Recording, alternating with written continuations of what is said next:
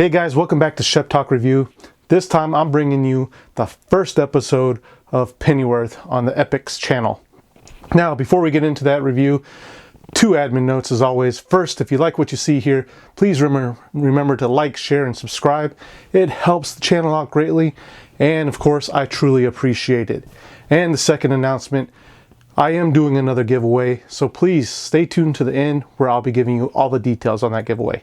Now, back onto that review. Quick synopsis. Pennyworth has left the SAS after the war, and he's trying to set up his own security business when he runs into an American who just happens to be Thomas Wayne. That's where things start getting interesting. First off, let me be honest, I didn't know what to expect when going into this screening. I was like, do we really need a TV series on Alfred Pennyworth, the Butler to Batman? Is this TV series going to follow in the vein of the ABC shows where it just doesn't do anything? It's all over the place for me. I stopped watching Agents of S.H.I.E.L.D. like 4 seasons ago. I was surprised to hear that they were still on the air. Or is this going to follow in the vein of Netflix, the dearly departed Netflix shows, and give us what we really look for is good character development, action scenes, and a good storyline? I will say, happily, that this show leans more towards our Netflix shows, and that is a very good thing in my opinion. One of the things you will notice about this show, it is set, I think it's probably set in the 1950s era, but it's kind of like an alt timeline where some of the technology is more advanced than what really happened, they had in the 1950s. And the dialogue is, I'm not going to say cheesy. It's unique. It's almost comic bookish, which again doesn't hurt in its opinion since it's basing from Pennyworth from the DC Comics. So it does. I think it does that so that way it gives us, they can actually do a little bit more with Pennyworth than having that standard, oh, this is 1950s, technology doesn't really exist like this in the 1950s. They're giving us that alt 1950s look and feel. So we get that little bit of familiarity, but a little bit of differences, which blend really well together, I think. Some people were saying that the dialogue was a little clunky, maybe a little too unique, too different. But I really didn't have any issue with the dialogue. I didn't have any issue with the technology as well. I think they blended well together, and it does really well to get the story going. Now, the main character is Pennyworth, obviously, and he's played by Jack Bannon.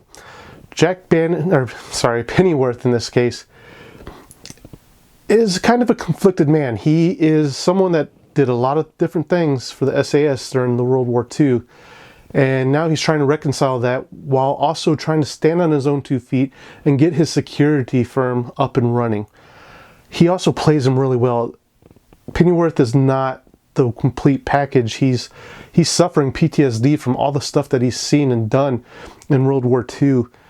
And he kind of, I won't say deadpans him, but he's one of those guys that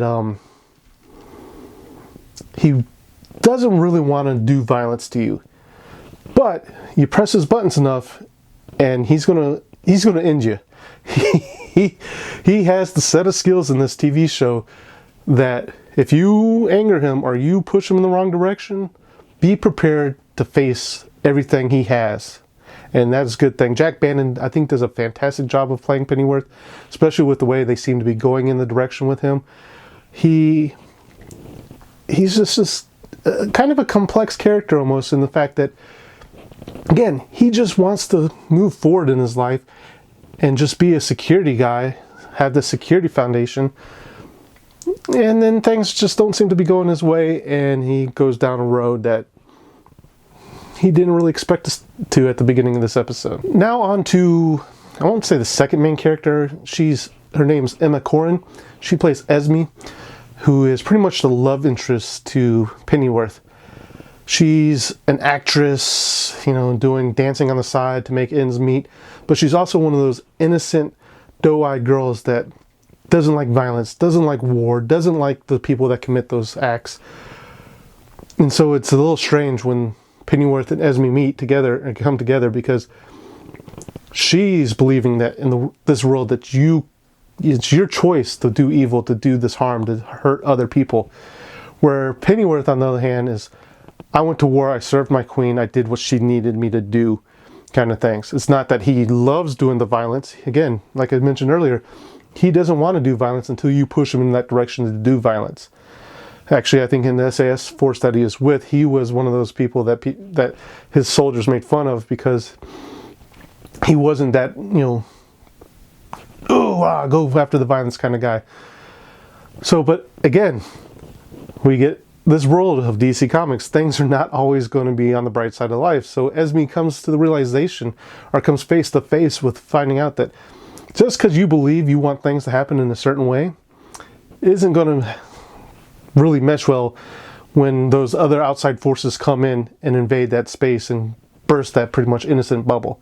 I think Emma Corrin does a very good job of playing this doe-eyed innocence look, and I also think she plays it really well when she finally encounters that violence and evil in the outside world that that it finally invades her space. I think she'll be a good character. I love to see what they do with Esme down the road. Okay, the last actress or actor that I'm going to really touch on base on is Paloma Faith. She plays Bet Skies, I do believe. Yes, Bet Skies. And she steals the show for me. She plays a villain / henchman. She's not really on the top of the hierarchy. She's pretty much following orders. She's in the probably middle management kind of tier, maybe even a little lower.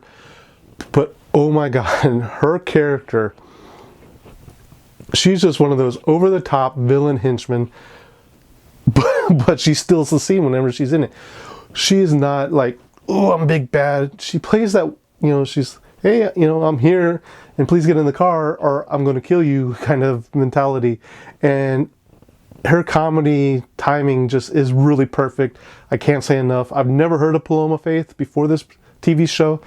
I might have to go back now and see if I can find some other works that she's been into and just see how great of an actress she is throughout that. Because if this is just a taste of what she does on camera, I got to go find some more of her. So Paloma Faith, who plays Bet Skies, just watch her. If you let me know in the comments below if you watched the first episode of Pennyworth, and tell me, did you like her or did you not?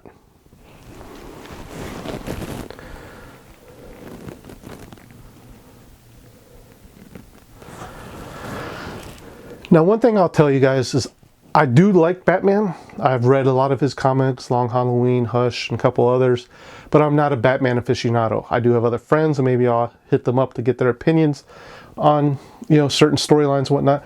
But I can't tell you off the top of my head if Pennyworth is pulling anything from the comics or if they're getting some influence from other places. I know in the Batman movies they talked about how badass Pennyworth was, kind of. I think it was the Nolan verse. But off the top of my head right now, I can't tell you if Pennyworth is just a standalone, they're doing their own thing, kind of like how Gotham was on Fox. But overall, I have to say, I don't mind. The action in this episode was really well done. I loved it. I think it added to the storyline. It showed you that, especially Pennyworth and his buddies, how really badass they were. The comedy, there's comedy in here. Like I said, from Bet Sky's character, she brings it. She has a lot of comedic moments. And it doesn't ruin the episode. It's really well done. It's put together really well. Episode 1 was pretty much a pretty good episode. I enjoyed it. I think the writers did a great job doing it. I think the actors played really well in this episode. It's got me interested. I do want to see what happens later on. I know Epix right now has a 30-day free subscription, so you can get, I think Pennyworth dropped, the first episode is dropping on this Sunday. So if you get 30 days, you probably get the first 4 episodes, see if you like it, and then I don't know what they charge after that. But with that being said, I'm going to give Pennyworth 3 Sheps out of 5. I think it's something that people should go see, especially if you're a big Batman fan. See how they're treating Pennyworth. I want to say they're doing it with respect, and they're giving Pennyworth a great backstory. Again, didn't think we needed it, but after watching this first episode, it had me intrigued. At least give it a chance, in my opinion. So 3 out of 5 Sheps is what I'm giving it. Hey guys, thank you for staying around to the end of this video. As I mentioned at the beginning of this video, I am doing a brand new giveaway of an 8x10 signed photo of Michael Shanks, best known for playing Dr. Daniel Jackson on Stargate SG-1. Now, to be entered into this competition or this giveaway, I'm asking for 3 things. The first one is to be a subscriber to this channel. Now, I'm also asking you, if you've set your subscription privacy to private, please set it to public so that way I can verify that you are an actual subscriber on my channel.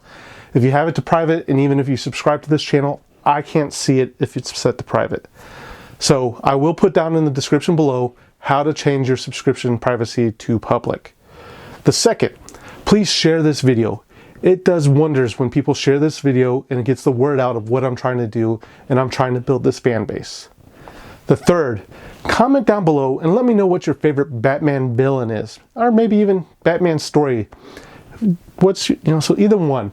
What's your favorite Batman villain, or what's your favorite Batman story? Is it The Long Halloween? Is it Hush? Let me know down in the comment below. And thank you for watching. I will see you at the next review.